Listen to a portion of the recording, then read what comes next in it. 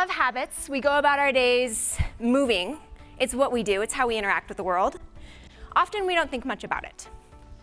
This has its pros and its cons. Hopefully, what you'll see by the end of the presentation is by taking a moment to start to observe and experience your movements, you can alter not just your body, but your mind.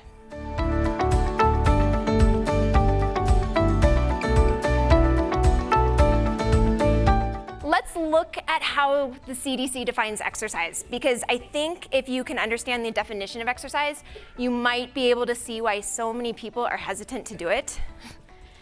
It's defined as a subcategory of physical activity that is planned, structured, repetitive, and purposive in the sense that the improvement of one or more components of physical fitness is the objective. How much fun does that sound?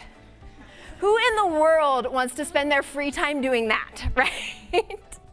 Physical activity, on the other hand, is any bodily movement produced by the contraction of skeletal muscle that increases energy expenditure above a basal level. Physical activity generally refers to the subset of physical activity that enhances health.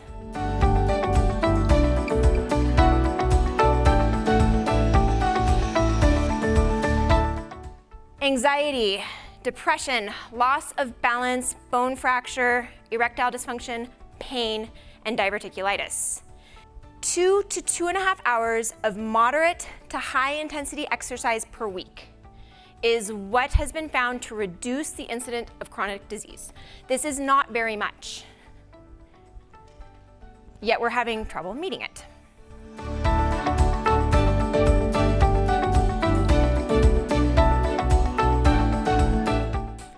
There are a number of things that are correlated with anxiety. They're not a given, it's just they often coexist. Chronic pain, I've already said, is one of them. If you don't feel good, if your body hurts, it is very difficult to convince yourself that you should go do something that might cause your body to hurt more. And when you think back of that definition of exercise, I mean, that's what it kind of sounds like, right? Exercise is gonna hurt. Why would I wanna go do that? I already have pain. Anxiety and depression are both often present in fibromyalgia, IBS, low back pain, headaches, and nerve pain. Balance is predicated upon your proprioceptive, your visual, and your vestibular systems. Your proprioceptive system, ligaments, when that is not accurate, that's going to affect your balance. If you suspect joint hypermobility, find a practitioner, a movement professional in your area that you can at least talk to understand how to work with these people, because it becomes very much a graded exposure therapy type of approach. If you do too much too soon, they flare up, they don't want to come back. So there's this balance that you have to create. And that's really what happens with trying to get people who aren't generally physically active. When you're trying to get them more physically active, you're constantly playing this game. How can I push them a little bit without pushing them too much that they don't want to come back?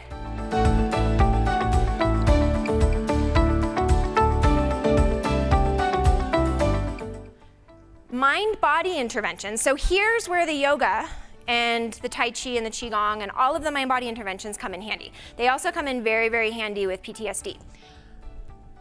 MindBody exercise techniques appear to have positive effects on treatments of major depressive disorder. And I am going to speculate that it's partially due to the learning response that occurs. Again, it becomes interesting. I'm learning about my body, I'm learning a new movement, I'm learning to move my body in a way I've never moved it before. Balancing, in and of itself, is gonna be a focused attention exercise. With meditation and with learning, there are two things that show up over and over and over again. The two easiest types of meditation to teach someone are open monitoring and focused attention.